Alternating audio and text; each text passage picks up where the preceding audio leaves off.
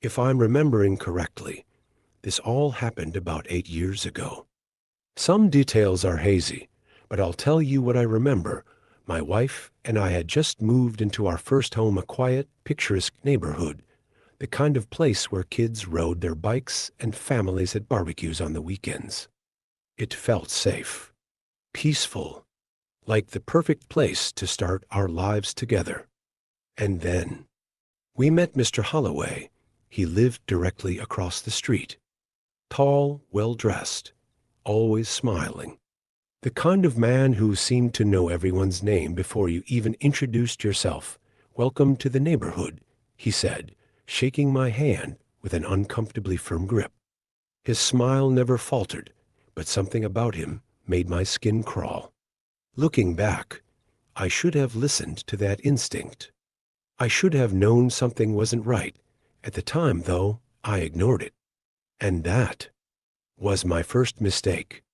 I don't remember exactly when I noticed it, but at some point, it became clear Holloway was always watching at first. I thought it was just a coincidence. Every time I left for work, he was already outside watching. Every time I came home, there he was, standing on his porch, smiling. I laughed it off, told myself he was just a friendly neighbor. But then it got weirder. And no matter when I looked out our window at night, I'd see him standing in his living room, staring straight at our house. No phone, no book, no TV, just standing perfectly still, watching us. One night, I woke up thirsty and went to get some water. As I passed the front window, I glanced outside. His house was pitch black, but in the darkness, just barely visible, was his silhouette standing directly behind his curtain. Watching, I should have said something then. I should have done something. But I didn't.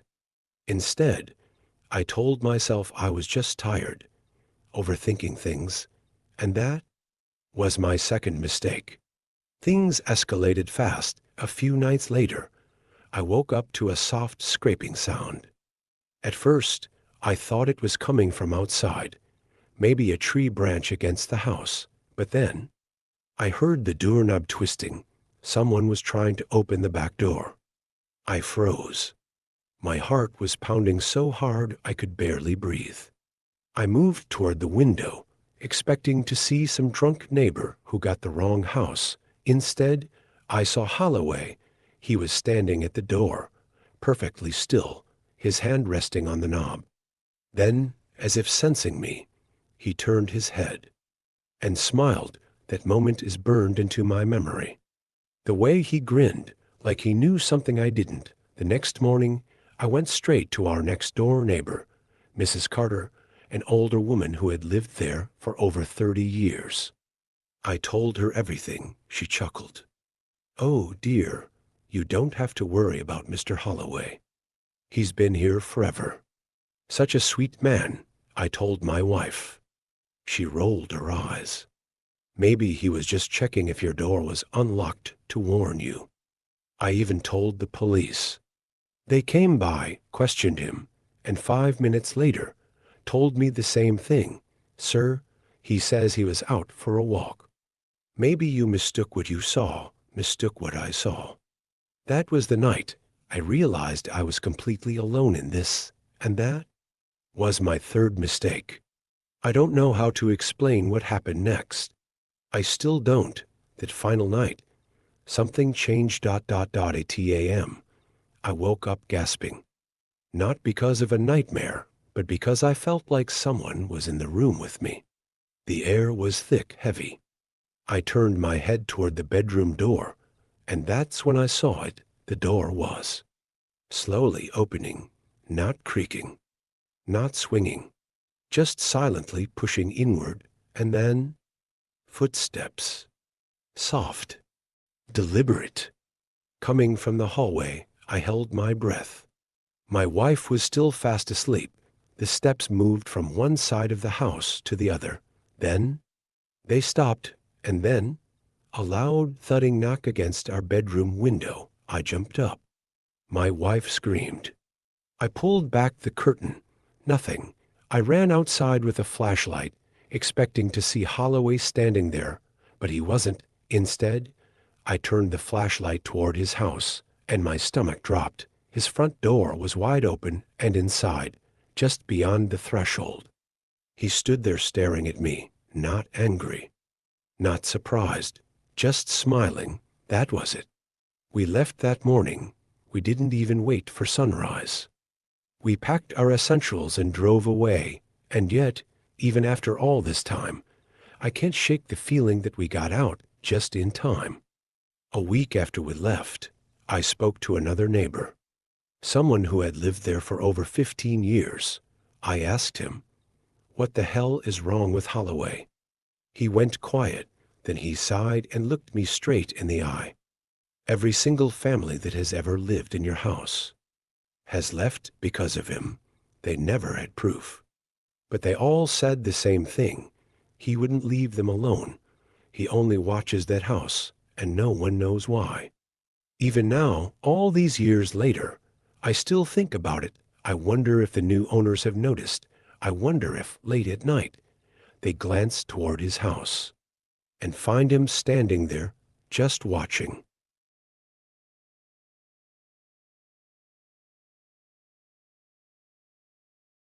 It was almost 3 years ago, but some things are still clear in my memory. That scary thing overpowered our whole psyche. When we moved into that house, I thought it was the fresh start my family needed. A quiet town, a beautiful old house with a big backyard for my little brother to play in. Everything seemed perfect at first, but there was something that felt missing. The basement, unlike the rest of the house, it was damp, cold, and had a strange metallic smell. The previous owners had nailed the basement door shut, and my father had dismissed it as a sign of neglect. The first day we moved in, he removed the nails. I wish he hadn't. The basement was different. The walls were covered in deep scratch marks, as if something had tried to get out. At the far end of the room was a small wooden door, closed with a padlock. The air next to the door was heavier, stale, rotten, as if something had been left there too long. We should have left it alone, but curiosity has a way of making people do stupid things. If I remember correctly, a week had passed. Every night, I heard noises coming from the basement. At first, it was just light rattling noises.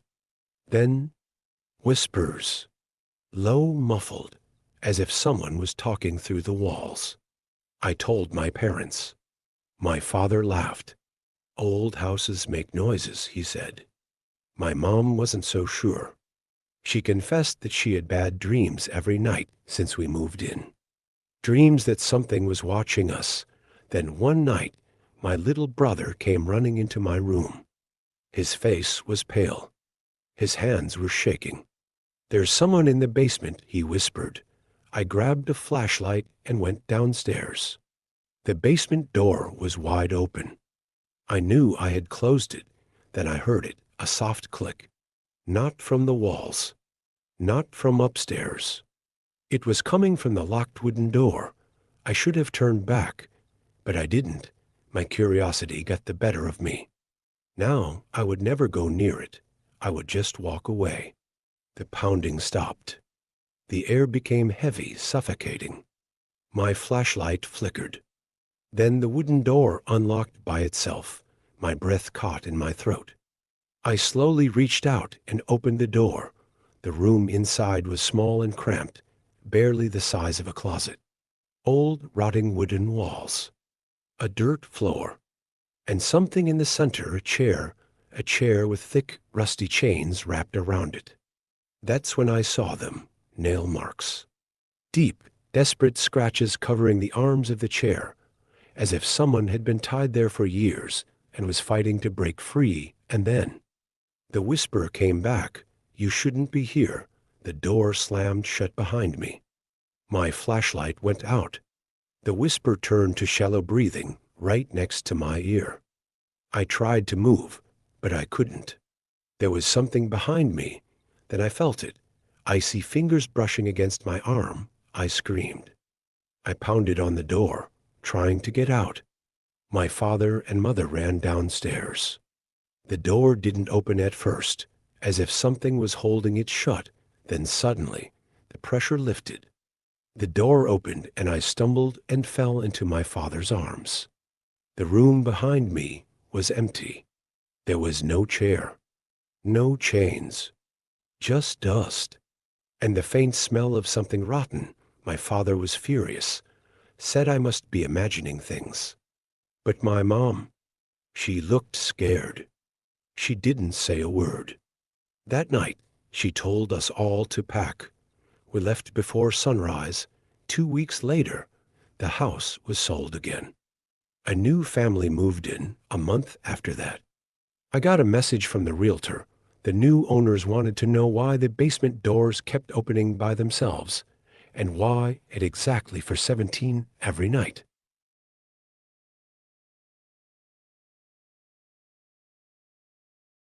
After we moved out of that house, we had never told this story to anyone before, but my wife and I decided that we could tell it now, because it has been 8 years.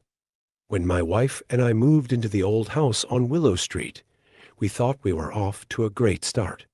It was exactly what my husband wanted: high ceilings, antique wood floors, and a fireplace straight out of a storybook. The price was suspiciously low, but we didn't question it. At first, everything was normal. We unpacked, painted the walls, and made it feel like home. But for the first 2-3 weeks, nothing. We were living well, enjoying our new home. Then we started to notice strange things. It started little by little. Things weren't staying where we left them. The kitchen light flickered at odd hours. No matter how much we turned up the heat, the air in some parts of the house was always freezing. And then there were noises, soft footsteps over our heads when we were both downstairs. The sound of something tapping lightly on the bedroom door in the middle of the night. I would wake up, heart pounding, stare into the darkness and tell myself it was just the house settling. But my wife, she wasn't so sure. It feels like we're being watched, she whispered one night. I laughed it off, but then things got worse. One evening in the same week, I came home late from work. My wife was sitting on the couch, pale and clutching her cell phone. "Something has happened," she said. She said she was upstairs in the bedroom folding laundry when she heard me clear as day calling her from the hallway. Confused, she looked down the hallway and it was empty. Then she heard it from the guest room. Hesitating, he slowly pushed the door open. Nothing had happened. Then he said the closet door creaked open behind him. He turned, expecting to see me. But of course, he was alone because I wasn't home. That night, we checked the security cameras. Nothing unusual, but still something was wrong. Why now? The activity was undeniable. In the middle of the night, there was a loud knock on our bedroom door. When the house was empty, we heard muffled voices coming from the living room, but the worst was the mirror. When we moved in, there was an old antique mirror in the upstairs hallway. It came with the house. My wife hated it, said it made her uneasy. One night during that week, she woke up screaming. She had gone to the bathroom, and on her way back, she caught a glimpse of the mirror. Someone was standing behind her, a tall, thin figure, barely visible in the dark. But before she could turn around, he was gone. That was the first time we seriously considered moving. But we weren't ready to accept it yet, until we talked to our neighbors. That's when we learned the truth about the house. The next day, my wife started chatting with an old woman who lived down the street. When he mentioned which house we had moved to, her expression changed. It should have stayed empty. She told us about the previous owner, a man named Arthur Grayson, a recluse who lived there alone for years, rarely speaking to anyone. People said he was strange, always muttering to himself, always looking out of the window, and then one day, he disappeared, and no one saw him leave. Her letters piled up. Finally, the police broke in, and they found her. Her body was locked in the guest room closet, as if she was hiding from something.